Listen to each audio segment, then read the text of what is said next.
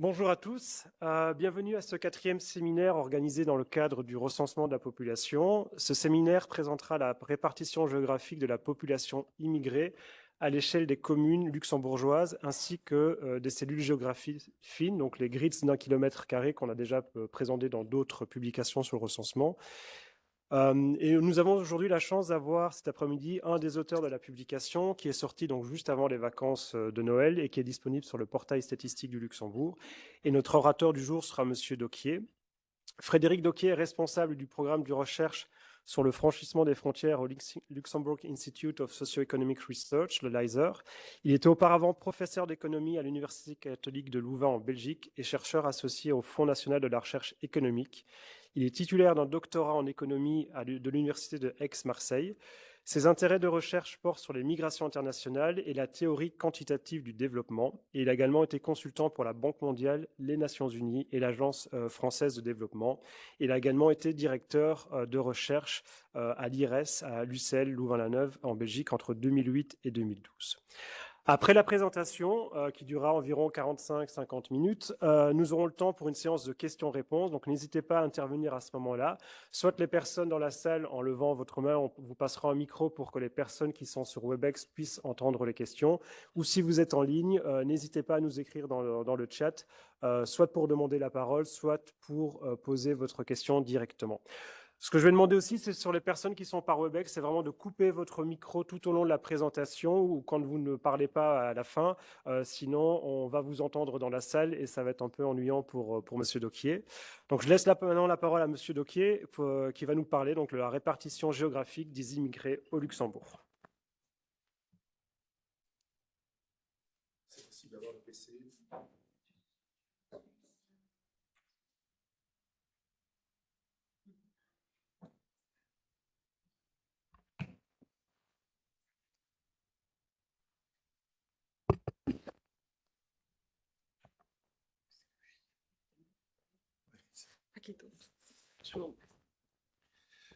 Ok, merci François pour l'introduction et merci à tous d'être là en personne ou bien online. Cette neuvième publication qui est basée sur le recensement 2021 porte donc, comme François l'a dit, sur la répartition géographique des immigrés au Luxembourg. Donc, quelles sont leurs localisations au Luxembourg, sur le territoire luxembourgeois? Et l'analyse va être faite systématiquement en comparaison avec la localisation des natifs, des personnes qui sont nées au Luxembourg. Donc, les questions principales qu'on adresse dans cette publication, c'est où résident les immigrés au Luxembourg? Ça, c'est la question générale. Mais plus particulièrement, sont-ils localisés aux mêmes endroits, dans les mêmes communes, dans les mêmes quartiers que les natifs, ou bien résident-ils dans des zones spécifiques, dans des endroits spécifiques particuliers? S'ils sont localisés aux mêmes endroits, on parlera d'intégration résidentielle ou bien de mélange, de cohabitation. S'ils résident à des endroits différents, on parlera de ségrégation spatiale entre les populations immigrées et natives. Alors, je pense que c'est une question importante qu'on adresse ici, qui a des implications sur l'économie du Luxembourg. C'est d'ailleurs intéressant en soi pour les Luxembourgeois de savoir si leur quartier ou si leurs communes sont surreprésentées ou bien sous-représentées en termes d'exposition à l'immigration.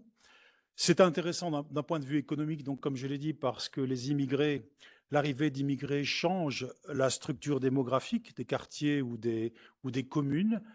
Les immigrés récents sont en général plus jeunes que la population native, donc moins de retraités, plus d'enfants, et tout ça, ça joue sur l'économie locale, sur les besoins en services publics, par exemple les services d'éducation, les soins médicaux, les besoins en termes de services de transport, et pourquoi pas aussi sur les besoins en termes de cours linguistiques ou bien de formation civique que le ministère peut organiser.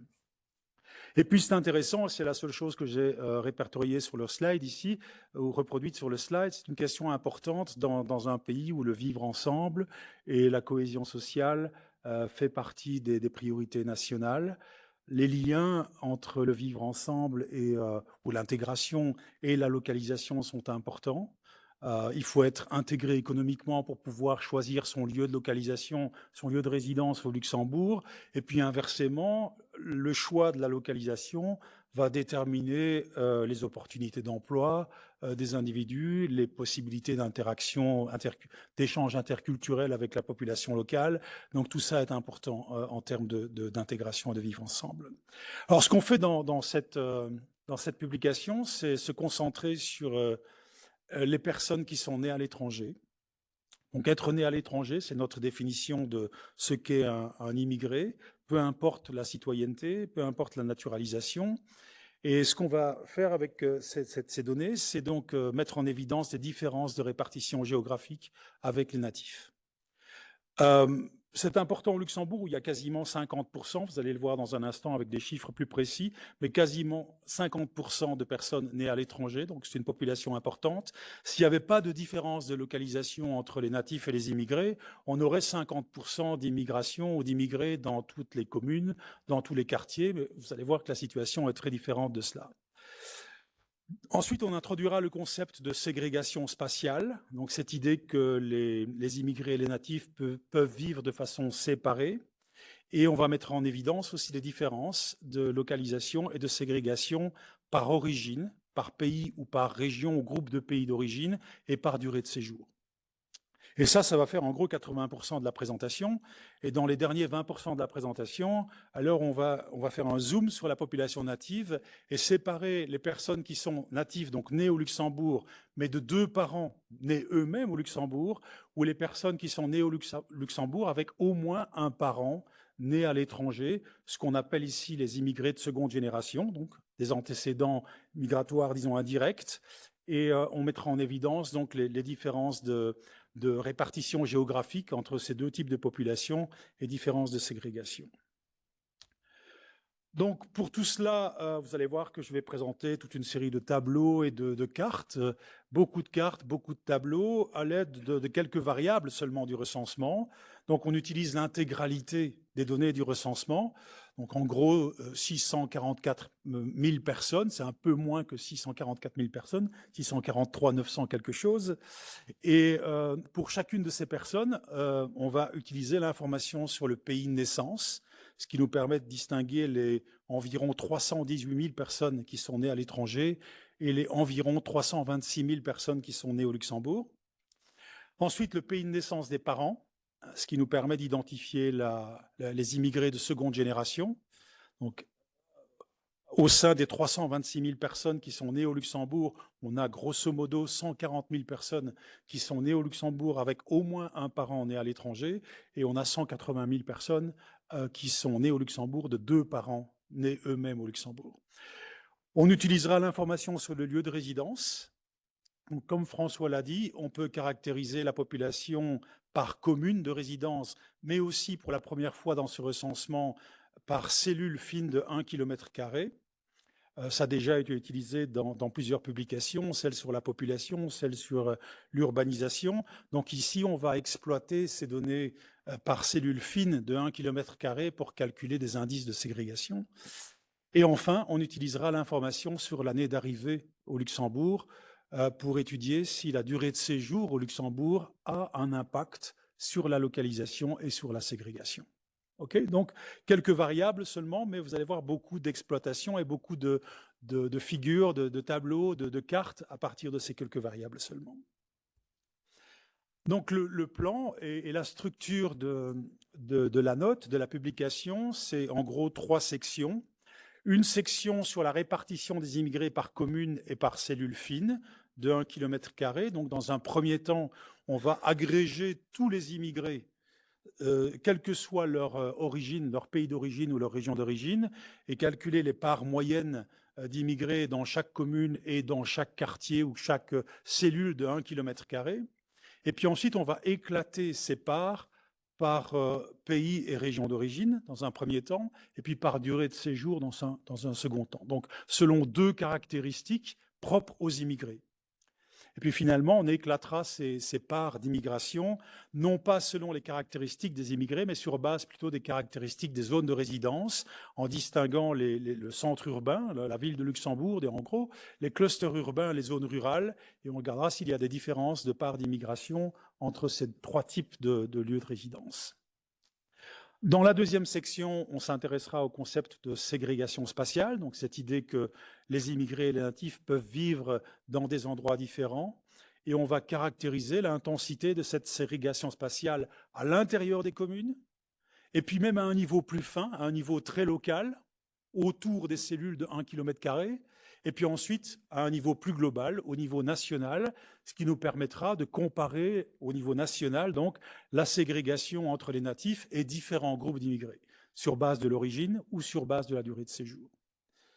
Et puis dans la troisième section, on s'intéressera donc à ces différences qu'il y a entre les natifs nés de 2 parents eux-mêmes nés au Luxembourg et les natifs nés de 2 parents avec au moins un parent né à l'étranger, donc la différence entre les immigrés de seconde génération et les autres natifs. Donc, première partie, où se trouvent les immigrés et quelle proportion de la population communale constitue les immigrés au Luxembourg. Alors, il y a un premier constat qui apparaît assez clairement, c'est que toutes les communes luxembourgeoises font face à une présence importante d'immigrés. Au niveau européen, on a environ 13% de la population qui vit dans un pays européen autre que son pays de naissance. Et si vous zoomez sur les communes, en Belgique, par exemple, il y a des communes où il y a moins de 1%, moins de 2% d'immigrés. Donc il y a des communes qui sont très très peu exposées à l'immigration, et c'est vrai en France aussi. En Belgique, par exemple, dans la Flandre orientale et Flandre occidentale, il n'est pas rare de trouver des communes où on a moins de 1% d'immigrés. Eh bien, au Luxembourg, on n'a pas ce type de configuration. Le minimum d'immigration ou de représentation de la population immigrée dans une commune, c'est en gros 22%. Hein, donc c'est le minimum. Donc toutes les communes luxembourgeoises sont fortement exposées à l'immigration. Mais cette part de l'immigration, elle varie fortement entre les communes et elle va en gros du simple au triple et même un peu plus que le triple quand on compare les petites communes avec la ville de Luxembourg, par exemple. Et si on regarde la situation au niveau des cellules fines de 1 km², les carrés de 1 km², et là, on va constater qu'il y a certaines cellules qui sont complètement vides d'immigration, zéro immigré, et d'autres communes où la totalité de la population est née à l'étranger. Donc voyons ça en image. La carte de gauche que vous avez ici, c'est la part que l'immigration représente dans la population des communes luxembourgeoises. Donc plus c'est foncé, plus il y a d'immigrés. Et à droite, vous avez la part de l'immigration dans chaque cellule de 1 km², chaque cellule fine. Donc la moyenne, je vous avais dit que c'était plus ou moins 50%. Donc en réalité, c'est 49,3% des résidents au Luxembourg qui sont nés à l'étranger. Et donc cette part varie entre, j'avais dit 22, c'est 21,8% dans la commune de Val. Je ne sais pas si je peux avoir un pointeur ici, mais voilà, cette commune qui est là, vous voyez mon pointeur sur l'écran. Et donc ça, c'est le minimum. Il y a quelques autres communes qui sont aux alentours de 23, 25, 26%. Et puis, à l'opposé, vous avez la ville de Luxembourg où on a 72 ou 72,7% de la population qui est née à l'étranger. Donc, vous voyez la ville de Luxembourg et ses alentours ici, donc les communes de Esperange, Kopstal, Strassen, etc., où cette part est très importante. On voit aussi que dans les communes du Sud, en général, la part est supérieure à 50% de la population à Esch-sur-Alzette ou à Differdange. Et à l'extérieur de ces, en plus de ces communes du Sud et de Luxembourgville, on a aussi une autre commune, où est mon pointeur, qui est ici, qui est la commune de La Rochette. Et on va revenir sur La Rochette tout à l'heure, où on a une proportion d'immigrés très importante et supérieure à 50% de la population. Donc voilà, des grandes variations, des variations importantes entre les communes. Et si on descend au niveau des cellules de 1 km², ce que vous avez donc sur la carte de droite, bon, une première chose importante, c'est que vous voyez beaucoup de blanc sur cette carte. Il y a du blanc pour deux raisons, soit parce qu'il n'y a pas de population.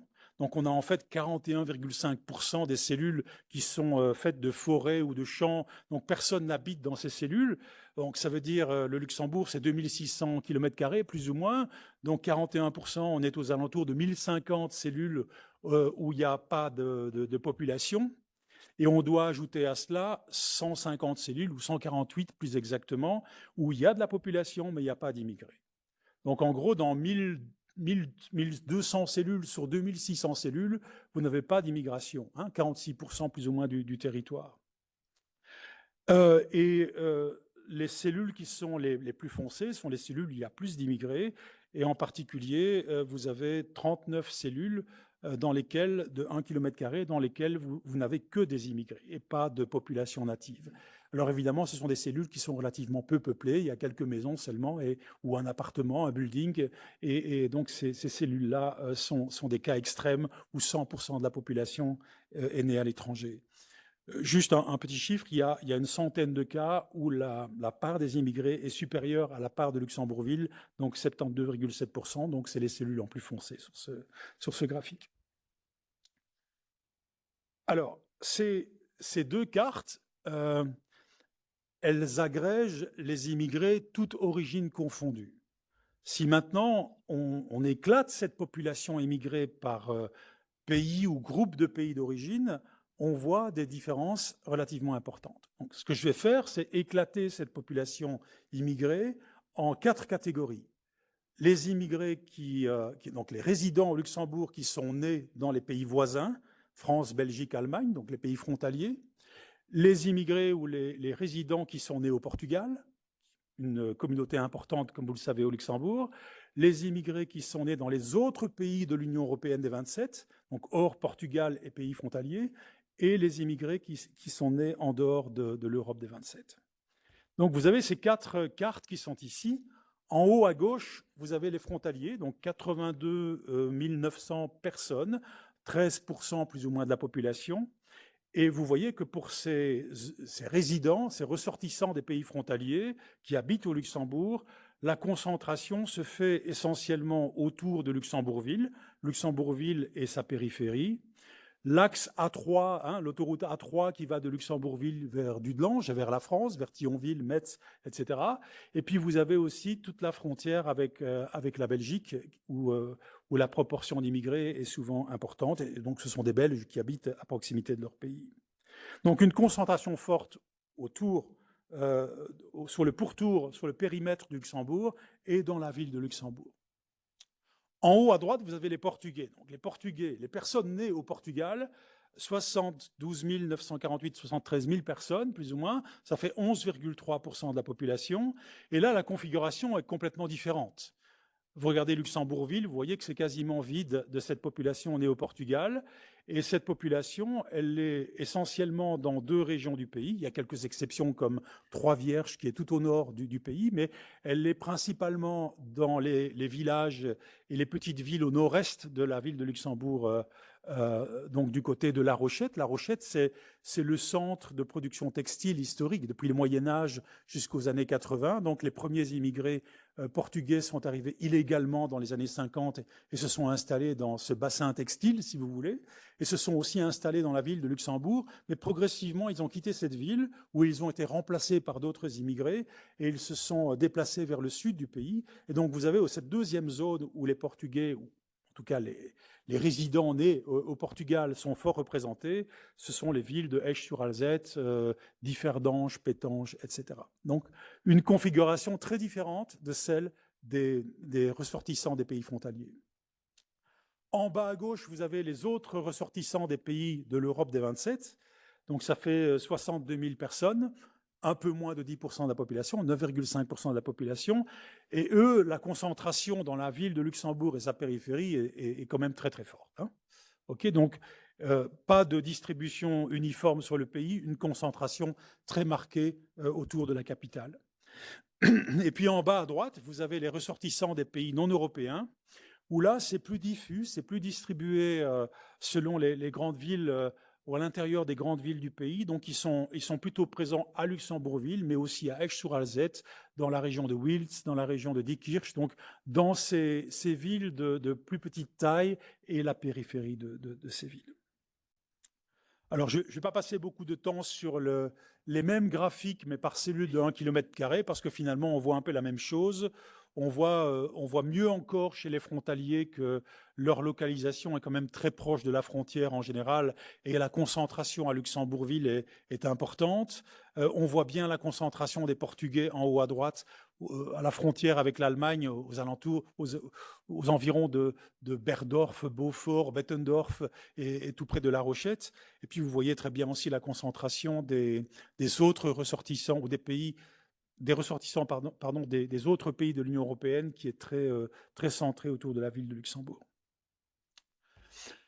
Alors, une deuxième façon d'éclater cette population immigrée, c'est de l'éclater sur base de la durée de séjour. Donc, ce qu'on a fait, c'est éclater les immigrés en 4 catégories de nouveau. Ceux qui sont arrivés depuis moins de 5 ans, 0 à 4 ans. Ceux qui sont arrivés depuis 5 à 10 ans, 10 à 20 ans et plus de 20 ans. Et là, on a aussi des configurations assez différentes. Donc, ceux qui sont arrivés depuis moins de 5 ans, c'est en haut à droite sur le graphique. En gros, ça fait 100 000 personnes, donc c'est aussi 15% de la population. C'est le plus grand groupe parmi ces 4 groupes. Et vous voyez que cette population arrivée récemment, elle est principalement localisée à Luxembourgville. Donc Luxembourgville, la capitale, c'est la porte d'entrée en général pour les immigrés récents. Et puis, avec la durée de séjour, cette part de Luxembourgville va décroître. Dans le premier graphique sur les moins de 5 ans, les moins de 5 ans en termes de durée de séjour, il y a 31% de la population de Luxembourgville qui appartient à ce groupe. Et puis ensuite, si on se concentre sur ceux qui sont arrivés entre 5 et 10 ans, ça représente 18% de la population de Luxembourgville. Ceux qui sont arrivés entre 10 et 20 ans, 13%. Et puis ceux qui sont arrivés depuis plus de 20 ans, 10%.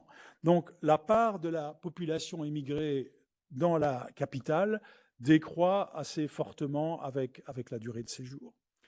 Et si vous regardez les nouveaux arrivants, typiquement, vous avez la configuration qu'on avait auparavant pour les migrants récents en provenance de l'Europe, du reste de l'Europe, donc hors Portugal et pays frontaliers, ou bien les ressortissants des pays non européens. Par contre, en bas à droite, la carte ressemble très fort à celle de la répartition des personnes nées au Portugal, avec une concentration assez forte dans ce bassin du textile du passé, autour de La Rochette et puis à la frontière avec l'Allemagne, et puis dans les communes du Sud. Donc, cette baisse de la proportion d'immigrés à Luxembourgville, dans la capitale, avec la durée de séjour, cette baisse, elle peut retranscrire soit un phénomène d'intégration résidentielle. Donc les migrants arrivent, ils vont d'abord à Luxembourgville et puis ils recherchent ensuite une localisation qui est moins onéreuse, par exemple, mais elle peut aussi cacher simplement des différences importantes de composition par cohorte et par origine de ces différents types d'immigration, sachant que parmi les plus de 20 ans, vous avez énormément de personnes qui sont nées au Portugal. Et par contre, dans les moins de 5 ans, donc comme je l'ai dit, vous avez les autres Européens et les ressortissants des pays non européens. Alors, ce qu'on a fait enfin pour la répartition des immigrés, c'est les répartir non pas sur base de leur origine ou durée de séjour, donc de caractéristiques propres des immigrés, mais les répartir plutôt par niveau d'urbanisation, des caractéristiques qui sont propres au lieu de résidence, en distinguant les centres urbains, les clusters urbains et les communes rurales. Un centre urbain, c'est un ensemble de cellules d'1 km². Chaque cellule doit avoir plus de 1500 personnes par km², et l'ensemble, l'agglomération de ces cellules doit faire au moins 50 000 personnes. Isabelle, tu me corriges si ce n'est pas précis, parce que ça, c'est votre publication, la publication numéro 8. Les clusters urbains, pour être définis comme clusters urbains, il faut avoir des cellules avec au moins 300 personnes par km², et leur agrégation doit faire je pense que c'est 3 000 personnes ou 5 000 personnes. Et puis ensuite, les cellules rurales sont celles qui sont les moins densément peuplées. Alors, si vous regardez la proportion de personnes nées au Luxembourg, de natifs et d'immigrés, c'est les premières lignes du tableau, vous voyez qu'il y a 2 photographies diamétralement opposées entre les centres urbains et les cellules rurales. Dans les centres urbains, il y a plus de 2/3 de la population qui est immigrée. Et ça fait, en gros, ce centre urbain, c'est Luxembourgville, ou en tout cas la majorité des cellules de Luxembourgville. Et par contre, dans les cellules rurales, c'est l'inverse, un peu moins de 2/3 de la population qui est faite de luxembourgeois. Donc les luxembourgeois sont principalement dans le milieu rural et les immigrés sont principalement dans le centre urbain. Le seul centre urbain avec un ensemble de cellules supérieur à 50 000 personnes au Luxembourg, c'est Luxembourgville. Alors en bas, on éclate cette part d'immigrés en région d'origine ou bien en durée de séjour. Et ce qui apparaît, c'est que le poids démographique le plus important pour les ressortissants des pays frontaliers, des pays du reste de l'Union européenne ou non européens, le poids le plus important de ces groupes-là se retrouve toujours dans le centre-ville de Luxembourg, hein, dans la capitale. La seule exception, donc, c'est les Portugais, où là, leur poids démographique le plus important se trouve dans le centre, dans les clusters urbains, et pas dans le centre urbain, pas dans Luxembourgville. Et tout en bas, vous avez l'éclatement de cette part des immigrés selon la durée de séjour. Et ce qu'on voit, c'est que la part ou le poids démographique des immigrés arrivés depuis 0 à 4 ans, donc moins de 5 ans, est important dans le centre du pays, dans la capitale. Et puis ce poids démographique décroît avec la durée de séjour de manière assez importante. Donc de nouveau, ça peut refléter soit une intégration résidentielle progressive dans le pays, mais aussi des phénomènes de cohorte, puisque, comme je l'ai dit, les immigrés qui sont arrivés depuis plus de 20 ans sont essentiellement des Portugais, et puis les immigrés arrivés très récemment sont plutôt des autres Européens ou des ressortissants des pays non européens. Donc voilà en gros pour la répartition des immigrés. Et ce qu'on fait dans un deuxième temps, c'est étudier la ségrégation spatiale avec la population née au Luxembourg. Donc la ségrégation spatiale entre immigrés et natifs. Donc ségrégation spatiale, je vous rappelle que c'est l'idée selon laquelle les communautés ont tendance à vivre ensemble, séparées des autres communautés. Soit c'est une décision volontaire, on préfère vivre avec des gens qui partagent la même culture, soit c'est une décision qui n'est pas volontaire et qui est liée à la capacité des personnes à se déplacer ou acquérir de l'information sur les prix du logement dans d'autres communes. Et éventuellement, ça peut être aussi tiré par des phénomènes de discrimination dans l'accès au logement. On n'a pas les capacités dans ce type d'études descriptives de distinguer entre les différentes hypothèses. Alors, pour la ségrégation, ce qui est bien, c'est qu'on peut calculer un indicateur de ségrégation qui est tout à fait comparable entre les zones de résidence ou bien comparable entre les différents groupes d'immigrés. C'est ce qu'on appelle l'indice de Duncan. C'est un indice qui varie entre 0 et 1. Si les immigrés et les natifs se répartissent exactement de la même manière, donc vous prenez une commune par exemple, et cette commune est faite de zones de 1 km², de carrés de 1 km².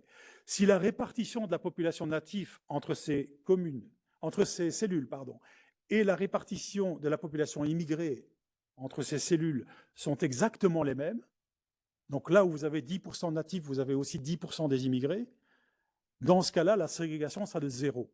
Ils se répartissent sur base de la même logique et de la même règle de répartition. Si par contre, vous avez des cellules qui sont entièrement composées d'immigrés et il n'y a aucun natif, et à l'opposé d'autres cellules avec uniquement des natifs et pas d'immigrés, donc une complète séparation par cellule d'un km², là, la ségrégation sera maximale et l'indice de Duncan sera égal à 1. Donc on est entre 0 et 1. Proche de 0, c'est une ségrégation faible, et proche de 1, c'est une ségrégation élevée. Donc on peut calculer ce niveau de ségrégation par commune, dans chaque commune, en exploitant la répartition à l'intérieur de la commune par cellule de 1 km² des natifs et des immigrés. On peut aussi calculer cet indicateur à un niveau local très fin. On prend chaque carré de 1 km² et on calcule sur base de la population dans un carré un peu plus large qui intègre toutes les cellules adjacentes, donc celle qui est au nord, au sud, à l'est, à l'ouest, au nord-est, au nord-ouest, etc. Donc les 8 carrés qui entourent la cellule centrale, on peut calculer à un niveau très local un indicateur de ségrégation et voir s'il y a des poches, quelques clusters de ségrégation dans le pays. Et puis on peut aussi le calculer à un niveau national en agrégeant toutes les cellules de la nation. Et quand on le fait au niveau national, ça nous permet de distinguer au niveau national le niveau de ségrégation des Portugais, par exemple, avec les natifs, des ressortissants des pays frontaliers, des autres Européens ou des non-Européens. Okay, donc, c'est ça qu'on va faire. L'avantage, cette mesure de ségrégation de Duncan est comparable, comme je l'ai dit. Et en gros, on a aussi dans la littérature une sorte de règle générale ou de règle heuristique qui nous dit que si l'indice de Duncan est inférieur à un certain niveau, disons 0,25, c'est très conservateur parce qu'en général, on parle de 0,3, mais disons 0,25, si on est en dessous de ça, la ségrégation est faible. Si on est entre 0,25 et 0,5, la ségrégation est modérée. Et si on est au-delà de 0,5, la ségrégation est forte. Donc, c'est souvent une règle heuristique qui est utilisée dans beaucoup d'études. Alors, qu'en est-il du Luxembourg?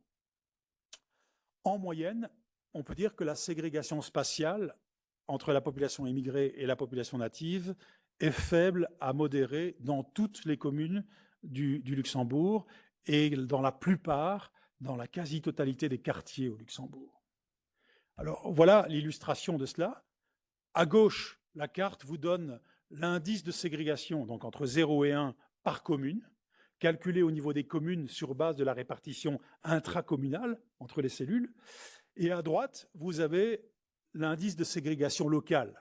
Donc, chaque cellule de 1 km² est combinée avec les cellules qui l'entourent, les 8 autres cellules qui l'entourent, et sur base de la répartition à l'intérieur de ces 9 cellules, 3 x 3, donc 9 km², on calcule un indice de ségrégation locale. Regardez les communes dans un premier temps. On a un niveau de ségrégation qui n'est jamais supérieur à 0,5, qui est une valeur conservatrice, disons, pour définir un niveau de ségrégation élevé. Et sur la centaine de communes que vous avez au Luxembourg, dans 98 communes, l'indice est même inférieur à 0,25, qui est donc le seuil à partir duquel on commence à avoir une ségrégation modérée. Donc, dans 98% des cas, on a un niveau de ségrégation communale faible au Luxembourg. Il y a 2 exceptions. Je ne sais pas si vous voyez le pointeur, mais c'est cette commune et cette commune, donc Bourscheid et Winseler. C'est bien prononcé? OK, parfait. Où là, on est légèrement au-dessus de 0,25. Donc, on a un niveau de ségrégation modéré. Mais on n'atteint jamais le niveau important. Et si vous regardez ici l'axe qui va de Arlon à Grevenmacher, cet axe un peu central dans le pays, donc vous avez quoi, les cantons de Kapellen, Luxembourgville, et puis le canton de Grevenmacher, j'imagine. Donc sur cet axe un peu central, la ségrégation est très très faible. Pardon. OK. À droite, vous avez le niveau de ségrégation calculé au niveau local. Donc, chaque cellule est centrée et le centre d'un carré de 9 km², 3 x 3, d'accord? Et dans la plupart des cas, eh bien, on a un indice de ségrégation qui est faible, voire modéré. On a une dizaine de, disons, quartiers, de carrés de 9 km² dans lesquels le niveau de ségrégation est supérieur à 0,5. Et en général, bon, il y a certains de ces carrés qui sont localisés autour de la commune de Diekirch, par exemple, ou bien à l'est du pays. Et puis voilà, on a aussi d'autres communes dans lesquelles, par exemple, il y a un centre de réfugiés et les réfugiés, les demandeurs d'asile, je l'ai appris juste avant la présentation, sont bien recensés dans le recensement 2021. Donc ici, ça peut expliquer pourquoi vous avez certaines cellules avec un nombre disproportionné quelque part par rapport à la norme de réfugiés ou de demandeurs d'asile et qui explique cette ségrégation plus forte. Alors, au lieu de calculer cette ségrégation au niveau local ou communal, on peut la calculer au niveau national en agrégeant toutes les unités spatiales du pays. On peut le faire en utilisant l'information par canton. Donc là, on regarde la ségrégation entre les cantons, si vous voulez, natifs, immigrés, et on néglige complètement la ségrégation qu'il pourrait y avoir à l'intérieur des cantons, entre les communes par exemple. Ou bien alors, on peut le faire à un niveau communal, en négligeant la ségrégation à l'intérieur des communes, ou bien on peut le faire au niveau le plus fin possible, qui est la cellule par kilomètre carré. D'accord ? Et plus on va à un niveau spatial fin, plus on ajoute une source de ségrégation possible. Donc c'est assez mécanique en fait que l'indice de ségrégation va s'accroître lorsque on travaille à un niveau géographique de plus en plus fin. Mais malgré ça, quand vous regardez la ségrégation entre immigrés natifs par canton, on arrive à un niveau de 0,2, donc c'est un niveau faible, inférieur à 0,25. On reste à un niveau faible si on travaille au niveau communal, et on regarde la ségrégation par commune. Et même si on travaille à un niveau extrêmement fin par cellule de kilomètre carré, on est à 0,26, qui est un peu la frontière entre modéré et niveau faible. Donc on reste sur des niveaux relativement faibles quand on prend en compte l'ensemble de la population immigrée. Alors on a éclaté cette population immigrée par pays d'origine, et là on a des niveaux un peu plus élevés, mais qui restent modérés. Et ce qu'on constate, c'est que la population qui montre l'indice de ségrégation le plus faible avec les natifs, c'est la population née au Portugal. Et c'est vrai, quelle que soit, disons, l'unité spatiale, l'échelle spatiale à laquelle on travaille, le canton, la commune ou les cellules de 1 km². À l'opposé, la communauté qui exhibe le niveau de ségrégation le plus fort, ce sont les ressortissants des autres pays européens. Vous avez vu sur les cartes qu'ils sont très concentrés dans Luxembourgville. La quasi-totalité d'entre eux sont à Luxembourgville, dans la capitale. Or, les natifs ont déserté Luxembourgville, si vous voulez, et donc c'est la communauté qui exhibe le niveau de ségrégation le plus fort. Et entre les deux, vous avez les ressortissants des pays non européens et les ressortissants des pays frontaliers. Et autre chose, c'est le bas de ce tableau. Quand on regarde la ségrégation par durée de séjour, on voit de nouveau que plus la durée de séjour est élevée, moins il y a de ségrégation. Donc ça peut vouloir dire qu'il y a une sorte d'intégration résidentielle, mais ça cache aussi des effets de cohorte, de composition de cohorte importants, puisque ceux qui ont des durées de séjour importantes, je l'ai répété déjà 2 fois, c'est les Portugais. Donc derrière cette intégration résidentielle, il y a des effets de cohorte et des effets d'origine qui jouent un rôle important. Dernière partie, répartition des natifs et immigrés de seconde génération. Dans la publication numéro 6, nous avons donc montré que parmi les personnes qui sont nées au Luxembourg, vous avez un peu moins de la moitié de cette population qui est née au Luxembourg, mais avec au moins un parent né à l'étranger. Donc les immigrés de seconde génération.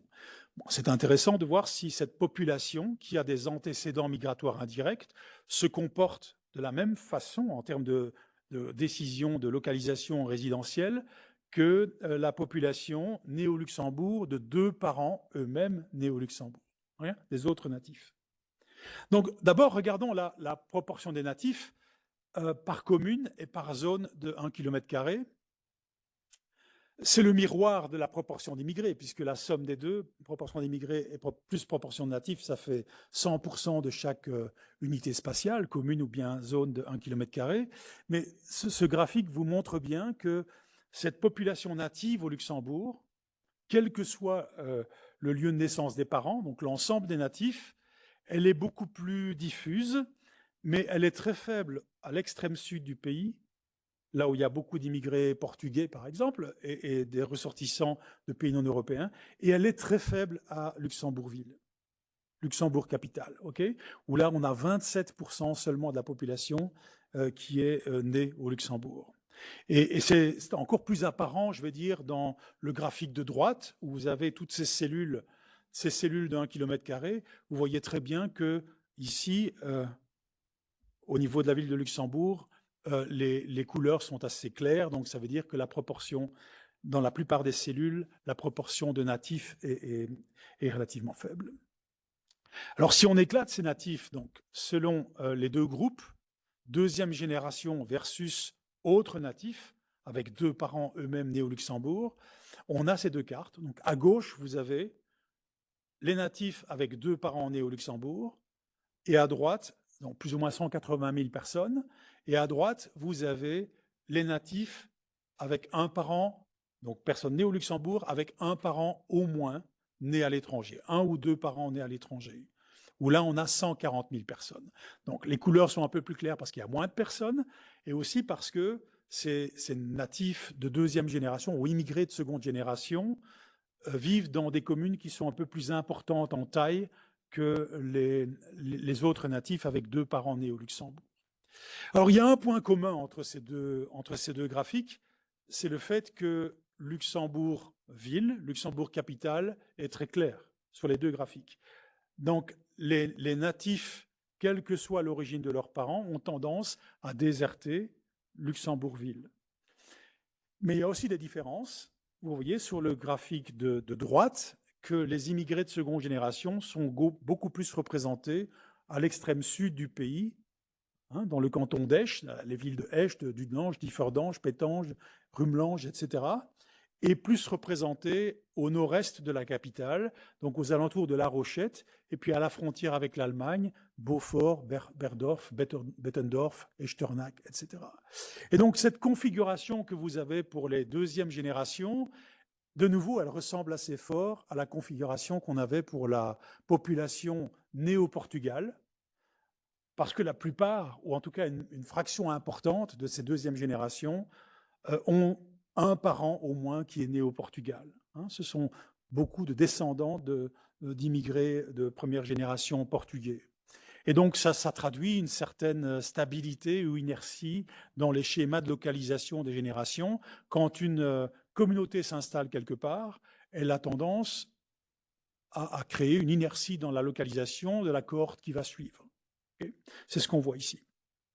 Même s'il y a des signes d'intégration résidentielle, puisque, comme je vous l'ai dit tout à l'heure, les premiers Portugais qui sont arrivés près de La Rochette, centre textile, et à Luxembourgville, et c'est dans un deuxième temps qu'ils ont commencé à descendre vers le sud, et ça, on a pu vraiment le certifier en comparant le recensement 2021, ce que vous avez ici, avec le recensement 1991 ou 91, dans lequel on avait la répartition par commune. Donc la part des Portugais dans la ville de Luxembourg a diminué fortement au profit des communes du Sud. Donc voilà en gros les messages, je ne sais pas si j'ai tenu 30, 35, 45 minutes, les messages de cette étude.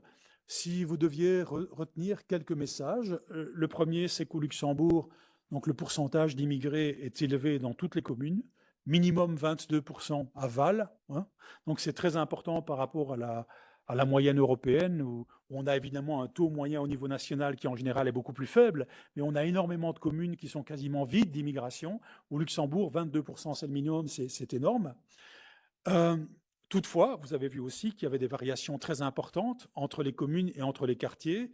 Entre les communes, ça va du simple au triple. Entre les quartiers, entre les zones d'1 km², je devrais dire, ça varie entre 0 et 100%.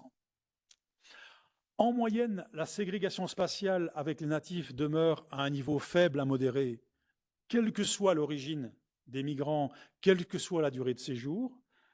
Et ça, c'est un constat important dans un pays où le vivre ensemble donc, est une priorité. La ségrégation spatiale ne semble pas être un obstacle ici majeur à l'intégration et au vivre ensemble. Il peut y avoir d'autres obstacles, mais en tout cas, il n'y a pas une ségrégation de type Chinatown ou Little Italy, etc. La répartition des immigrés de seconde génération est plus diffuse et plus proche de celle de la communauté portugaise, ce qui traduit une certaine inertie dans les schémas de localisation, comme je l'ai dit. Mais il y a aussi des signes d'intégration résidentielle qu'on voit chez les Portugais et qu'on pourrait étudier aussi dans les autres communautés. Donc voilà en gros les messages principaux à retenir de cette étude. Merci pour votre attention et je suis prêt à répondre maintenant à toutes vos questions.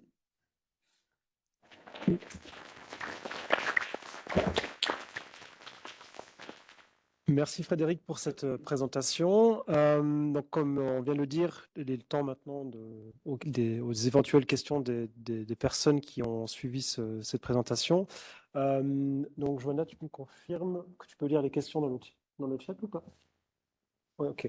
Donc, je propose de commencer peut-être par les personnes qui sont dans la salle. Donc, vous avez un micro sur chaque table. Je vais vous demander de parler dans le micro en appuyant sur le bouton rouge pour qu'il devienne vert, pour que les gens sur Webex puissent vous entendre.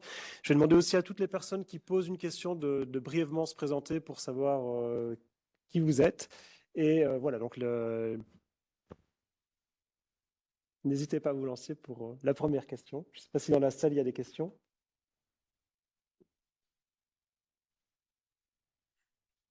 c'est que tout était clair alors.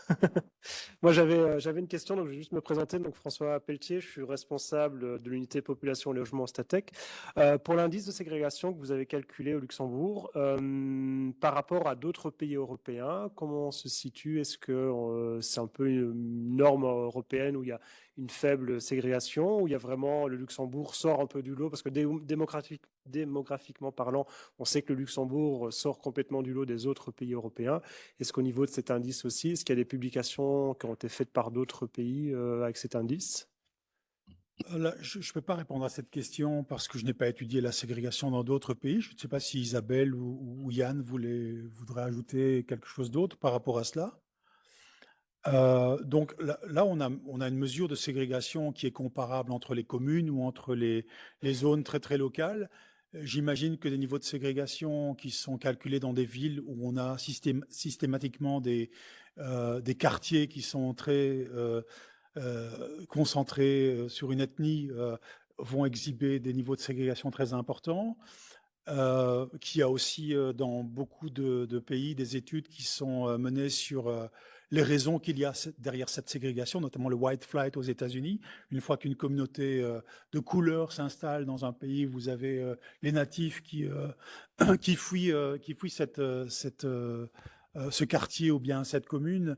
Donc, il doit y avoir d'autres études qui ont porté sur d'autres pays, mais à ma connaissance, je ne peux pas vous dire si c'est plus important ou moins important. Je ne peux que comparer les communes ou comparer les quartiers au Luxembourg. Merci. Est-ce qu'il y a d'autres questions dans la salle? Sinon, je pense en avoir vu une sur Webex. Donc, peut-être, Johanna, tu peux peut-être lire la question en prenant le micro. Tu peux le prendre, hein, ça se déplace. Alors, nous avons une question dans le chat qui dit: est-ce qu'il y a d'autres grandes différences notables avec le recensement de... Est-ce qu'il y a d'autres différences notables avec le recensement de 1991? Donc, sur la question de la ségrégation, c'est difficile de répondre à cela parce qu'il n'y avait pas encore les données par 1 km², par cellule d'1 km². Donc, ce n'était pas possible de calculer au moins une ségrégation à ce niveau-là. On aurait pu calculer la ségrégation à niveau communal. Donc, la seule chose qui a changé énormément au Luxembourg, c'est l'intensité de la migration, la répartition des immigrés et la part que les immigrés représentent dans chaque commune. La proportion d'immigrés qu'on a en 2021, donc c'est 49,3. Et dans la précédente publication numéro 6, on avait fait la comparaison 2011-2021. Il y avait 40,1% d'immigrés en 2011. Ça fait 10 points de pourcentage. C'est énorme sur 10 ans. Et en fait, cette croissance de l'immigration, on peut quand même supputer ce qui s'est passé en termes de ségrégation ou en termes de localisation. Cette croissance de l'immigration a été fortement conditionnée par une immigration hors européenne, non européenne, qui, elle, est concentrée dans les clusters urbains et dans le centre urbain du pays, qui est la capitale. Donc, il est vraisemblable qu'en termes de répartition géographique, c'est la capitale qui a subi la croissance la plus importante et quelques autres villes, et qu'en termes de ségrégation, comme ce sont les Portugais les moins sujets à la ségrégation et aussi les autres ressortissants des pays frontaliers, disons quelque part, des autres Européens, j'ai l'impression que la ségrégation, mécaniquement, doit avoir augmenté. Mais on n'était pas capable de calculer la ségrégation avec autant de précision en 2011. Hein. Donc voilà, les gros changements, c'est plus de 10 points de pourcentage dans l'immigration, ça c'est énorme.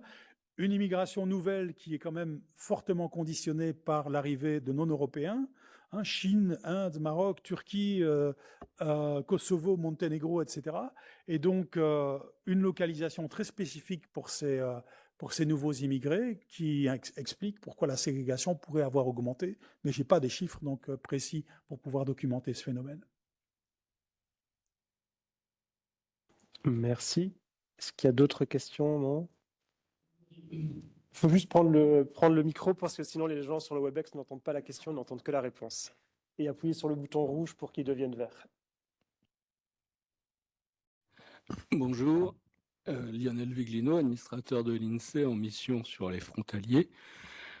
En vous écoutant, vous me posez une question sur La continuité ou la substitution entre immigration et travail frontalier.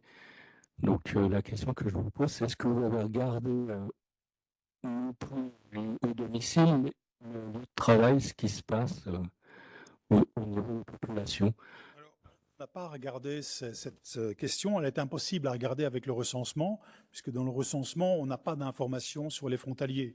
Ils n'habitent pas, ce ne sont pas les résidents du Luxembourg, donc on pourrait travailler sur la comparaison immigrés et frontaliers à partir de données administratives de l'IGSS, puisque là, on a l'intégralité des personnes qui sont salariées ou bénéficiaires de transferts sociaux dans le pays, quel que soit leur lieu d'habitation, le pays d'habitation. Là, on pourrait faire du travail parce qu'on a aussi la localisation en fait de ces personnes, mais à partir du recensement, et là l'objet c'est de travailler et d'exploiter les données de recensement, Ouais. on n'a pas cette capacité. Donc il doit y avoir une substitution entre ces groupes ou une complémentarité. Sur le marché du travail, on pourrait étudier ces questions-là d'un point de vue résidentiel, dans la mesure où la concurrence qu'il pourrait y avoir entre les frontaliers et les résidents ne se fait pas, hein, ils n'habitent pas dans les mêmes pays, il y a peut-être moins de substitution dans ce cadre-là. Mais tout ce qui est comparaison résidentielle des frontaliers et des immigrés, donc ceux qui résident au Luxembourg, n'est pas possible à étudier à partir des données du recensement, malheureusement. Et complément, allez-y. Vous n'avez aucun moyen d'apparier les deux sources de données?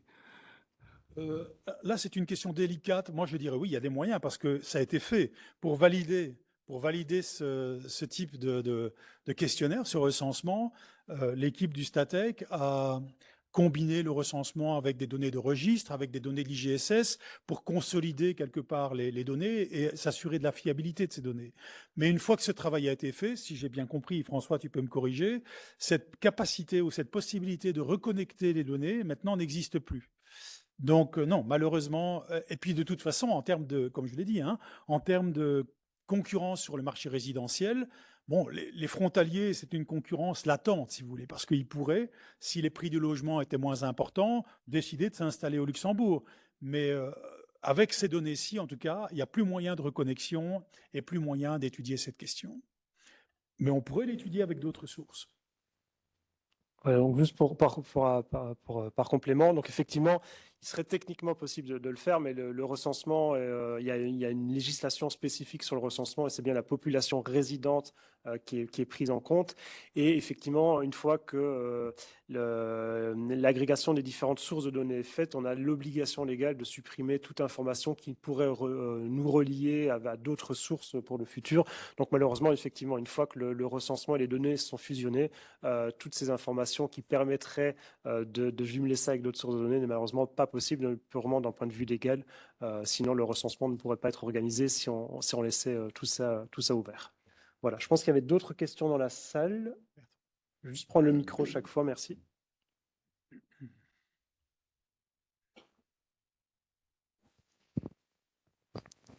Merci.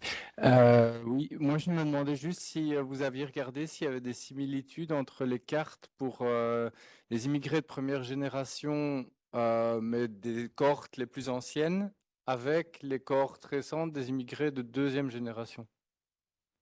À voir si d'une génération à l'autre, ils sont restés dans les mêmes zones ou s'il y a eu de la mobilité. Donc, je pense que c'était une de mes conclusions. C'est que si tu regardes la carte des personnes qui sont arrivées depuis plus de 20 ans ou la carte des personnes qui sont nées au Portugal, résidentes au Luxembourg, mais nées au Portugal, et que tu regardes la carte des deuxièmes générations, tu vois beaucoup de similitudes.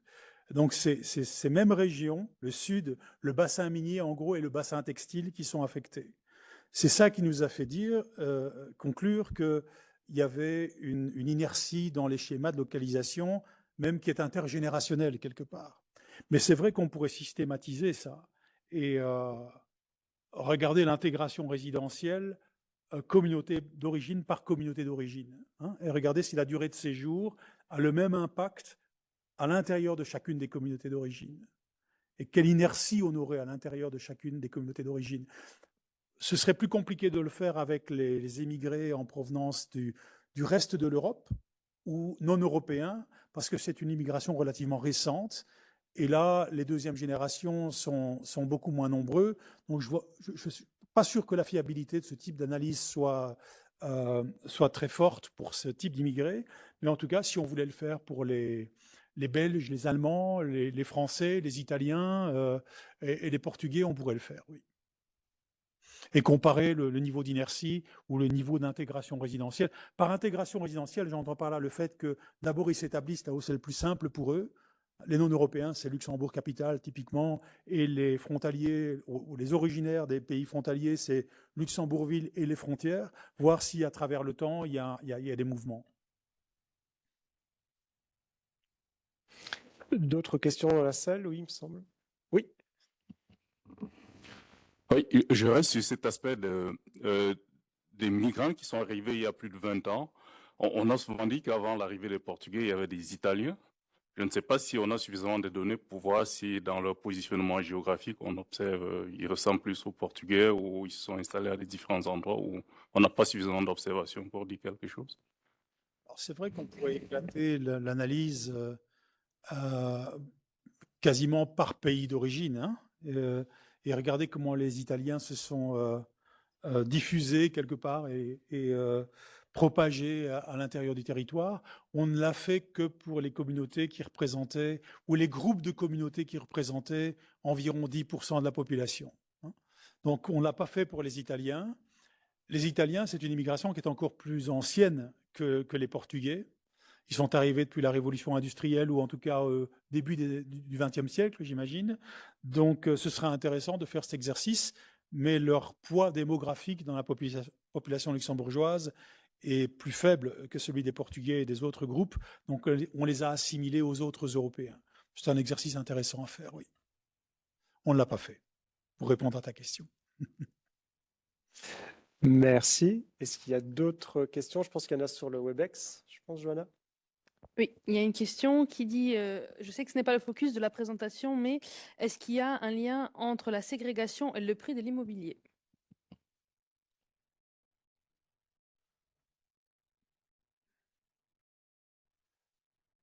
Quand on calcule la ségrégation au niveau communal, on regarde la répartition à l'intérieur des communes de la population.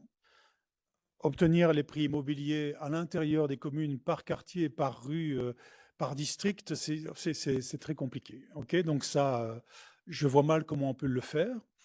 On a des données sur les prix immobiliers par commune et par canton, même en série temporelle. Donc ce serait possible de relier les problèmes de ségrégation au prix immobilier, ou en tout cas la dynamique de ségrégation. On pourrait étudier si la relocalisation de certaines communautés qui arrivent d'abord dans la capitale, on l'a fait avec Joël dans une autre étude basée sur le recensement 2011, et on voyait qu'on avait ce mouvement à l'extérieur du Luxembourg. Donc, quelque part, le fait que les premiers arrivants qui se localisent là où c'est le plus cher, donc créent une ségrégation importante, et puis ensuite se déplacent vers des zones où probablement les prix de l'immobilier sont les plus faibles, enfin sont moins importants que dans la capitale, c'est l'idée selon laquelle il y aurait un lien entre la ségrégation et les prix d'immobilier. Et en fait, ce déplacement crée aussi une pression sur les prix d'immobilier là où ils vont.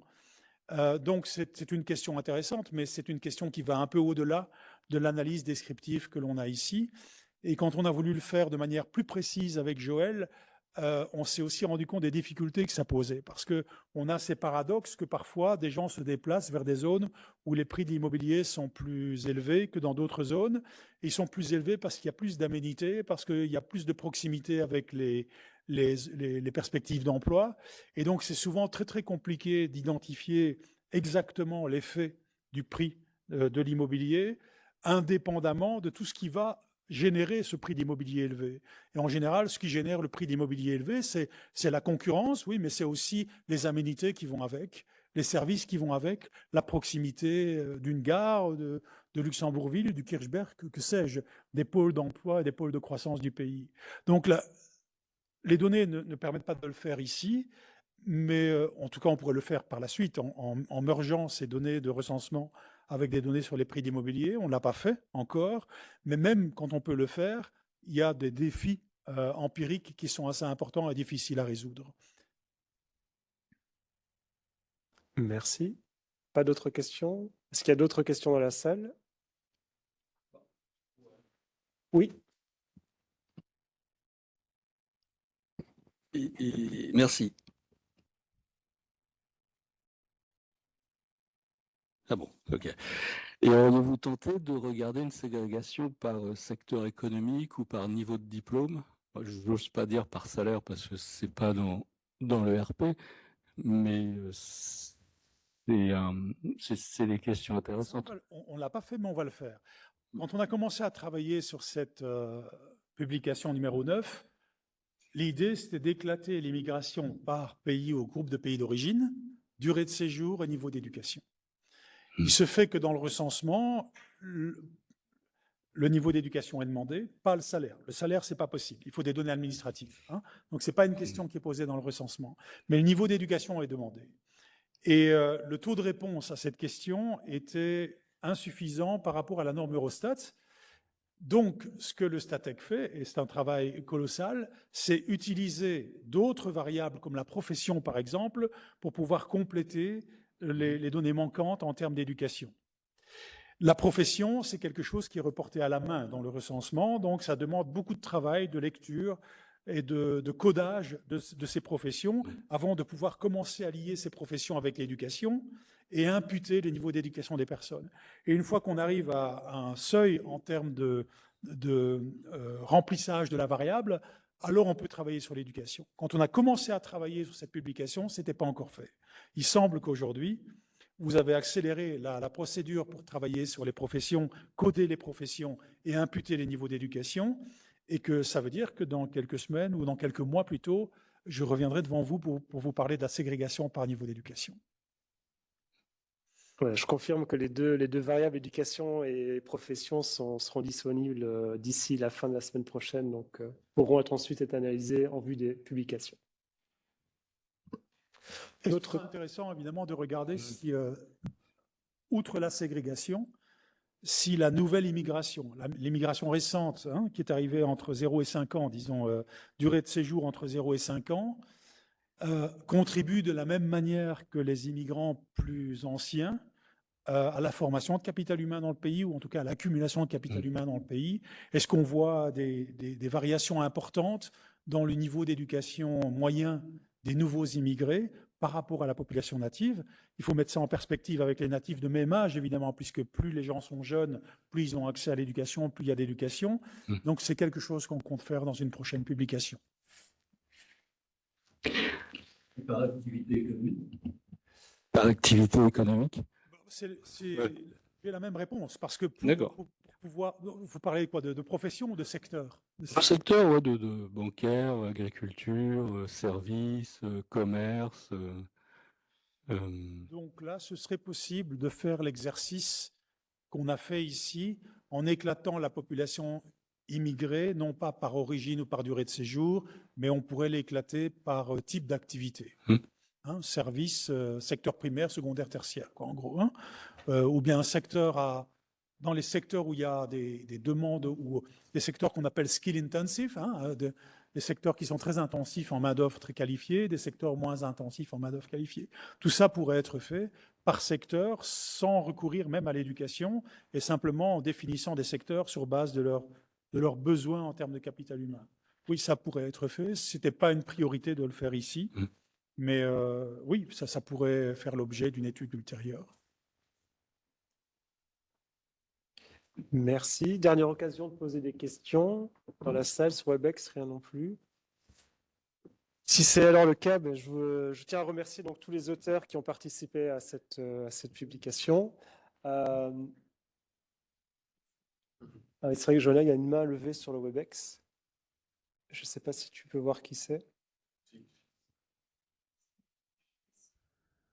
Donc, il y a une personne apparemment sur le Webex qui a appuyé sur le petit bouton qui souhaite prendre la parole. Si Vous c'est le cas, m'entendez? j'invite cette personne donc à poser sa question. Vous m'entendez? Oui.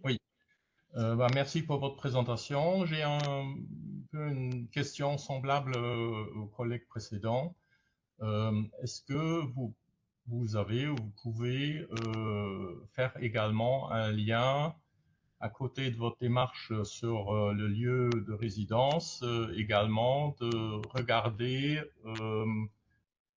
sur un territoire, une commune, les travailleurs, donc les salariés qui travaillent dans les entreprises. Donc également sur la question des immigrés ou des personnes qui sont, je ne vais pas dire, nées au Luxembourg, et le cas échéant de combiner également ces données pour voir en quelque sorte dans la commune on a ceux qui dorment et il y a ceux qui travaillent. Donc pendant la journée, les gens qui sont dans la commune peuvent être différents et également l'origine des personnes. Donc est-ce qu'il y a des études qui déjà font certainement cette analyse géographique par rapport à l'économie et d'autre part les données que vous avez élaborées maintenant sur le lieu de résidence. Merci. Oui, merci pour votre question. Mais je crois oui, c'est tout à fait possible parce qu'on a le statut sur le marché du travail de chacune des personnes. Donc, on sait si les personnes sont inactives ou bien actives en recherche d'emploi ou bien en emploi. Et évidemment, ça va conditionner fortement le temps que ces personnes passent dans leur commune de résidence. On passe moins de temps dans sa commune de résidence si on est actif que si on est demandeur d'emploi ou bien si on est inactif. Donc, c'est quelque chose qu'on pourrait effectivement croiser avec la commune ou même avec la cellule de 1 km² dans lesquelles les personnes habitent et qui pourrait aussi être même lié à ce concept de vivre ensemble parce que quelque part, le lien entre le statut sur le marché du travail, l'intégration, le vivre ensemble est un lien important. Bidirectionnel. Hein. Là où on habite, ça conditionne les opportunités d'emploi. Et quand on a un emploi, eh bien, on a plus de capacités de trouver un logement qui correspond à ses besoins, plus de possibilités de financer un logement peut-être plus cher, plus onéreux. Donc les liens sont très importants. La question est tout à fait légitime. On ne l'a pas fait, mais c'est tout à fait possible. Le recensement dispose de toutes les questions pour le faire. Peut-être pour compléter ce qui vient d'être dit, merci pour votre question et votre intérêt. En fait, on va avoir une prochaine publication dans les mois à venir qui traitera des navettes domicile-travail et donc qui analysera le pourcentage de personnes qui viennent travailler dans la commune, celles qui partent pour aller travailler ailleurs. Voilà, donc si ça répond à votre question, ça sera disponible dans les prochains mois. Merci Isabelle. Tu me donnes justement l'occasion de dire que voilà, il y a d'autres publications qui vont suivre dans les prochaines semaines, prochains mois sur le recensement. Donc déjà, toutes celles qui ont été publiées sont disponibles sur le portail statistique. Il y a un onglet recensement. Donc je vous invite, si vous êtes intéressé par le recensement, à aller jeter un coup d'œil. Et dans les prochaines semaines, il y aura d'autres publications et tout au long quasi de l'année 2024 qui vont encore arriver par la suite. Donc on est encore, je ne vais pas dire au début de l'analyse, mais voilà, il y en a encore beaucoup qui vont suivre. Je pense qu'il y a encore une question dans la salle. Juste prendre le micro, sinon le Webex n'entend pas. Et il faut bien parler fort dans la salle parce qu'en fait, le micro, c'est juste pour le Webex. Mais voilà, quand on est devant, on entend de temps en temps un peu moins la question. Oui, j'avais juste une question de clarification sur donc la question du lieu de travail. Le recensement contient de l'information sur le lieu de travail ou juste sur les distances ou le temps de trajet vers le travail? Je vais me permettre de répondre. Donc, on a la commune de travail, donc on a la commune de résidence de la personne. Si la personne travaille, on a, si elle a indiqué sa commune de travail, donc on n'a pas pour 100% des travailleurs l'information, mais pour une immense majorité, on a l'information. Et en plus, on a également la distance parcourue, le nombre de trajets et les modes de transport qui sont utilisés. Donc, il faut savoir qu'un certain nombre de travailleurs font, entre guillemets, un détour avant de se rendre à son travail, soit pour déposer les enfants à l'école, etc. Donc, c'est pas toujours juste de prendre commune de résidence, commune de travail et de calculer la distance entre les deux, parce qu'on sait que certaines personnes font des détours pour X raisons avant de se rendre. Mais voilà, donc ça, c'est des données qui sont dans le recensement, qui n'ont pas encore été exploitées. Certaines sont, notamment sur la mobilité, doivent encore être validées. Mais voilà, il y aura une publication, comme Isabelle l'a dit, qui est en tout cas prévue dans les prochains mois sur ce sujet. Voilà, je pense qu'on arrive tout doucement à la fin. Je pense plus qu'il y ait de questions sur le WebEx. Il n'y a plus de mains levées non plus. Mais je vois pas. Ouais. Voilà, donc je vous remercie tous pour votre présence, soit en présentiel ici à Belleval ou virtuel. Et je vous donne rendez-vous au nom de toute l'équipe Lyser Université Statec dans les prochaines semaines pour de nouvelles publications sur le recensement de la population. Merci à tous. Bon après-midi.